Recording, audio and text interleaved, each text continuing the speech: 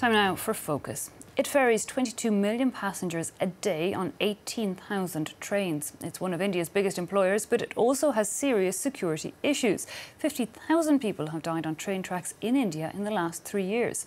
As the Indian Railway organises one of its mammoth recruitment campaigns, with millions of people applying to work there, our reporters take a look at the state of the network and efforts to boost its safety standards.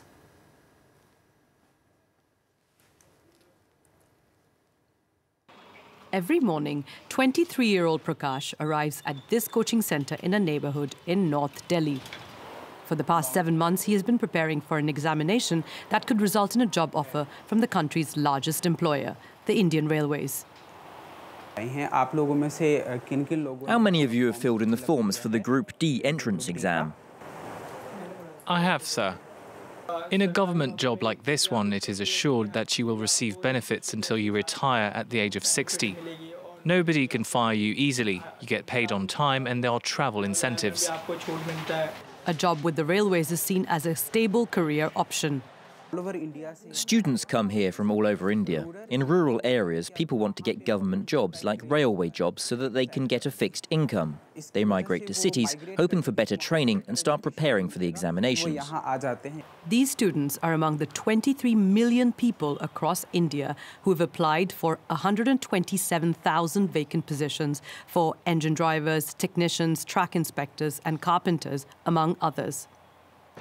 With tracks crisscrossing over 120,000 kilometres and 22 million passengers ferried across the country every day on 18,000 trains, the Indian rail network is the 4th largest in the world. It is also one of the world's most dangerous networks. Over 50,000 people have died on the tracks in the last 3 years alone.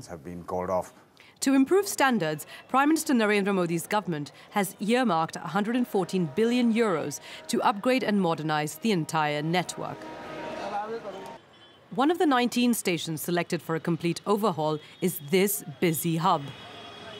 New Delhi Railway Station's manager, Sandeep Gaëlle, has been overseeing these efforts. As you can see here, we've covered what used to be open drains, and we regularly clean the area. We have computerized kiosks at various train stations to help passengers. For instance, you can press this here and get information about passenger amenities, tourist spots, ticket offices, and police stations. He believes these efforts to upgrade the system are bearing fruit. New tracks are being built with a focus on security, safety, and cleanliness.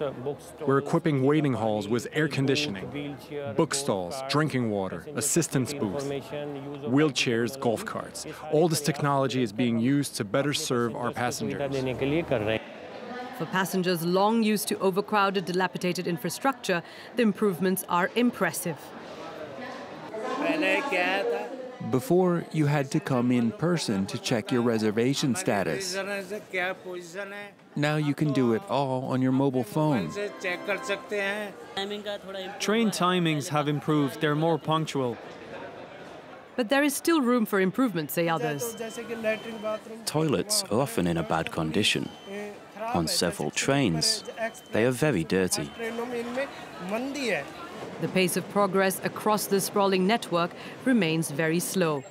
Trains are still extremely overcrowded, and even though the number of accidents has decreased marginally over the past year, there is a severe need to regulate unmanned crossings, improve signals, and upgrade tracks.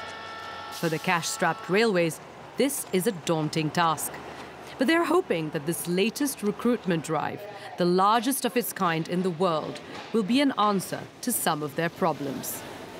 It's D-Day for Prakash today. His railway career aspirations rest on today's exam. I can become an emergency service personnel, pointsman, gateman. There are several other positions open as well. And this will provide my family with financial support. Nearly 500,000 people like Prakash are taking online tests each day in 116 cities till the end of December. At this centre, just outside the Indian capital, thousands have come from across the country. This man has travelled over 600 kilometres to get here. I've come from Pratapgarh. It took a long time for me to reach here, about 12 to 13 hours. It wasn't easy to get here.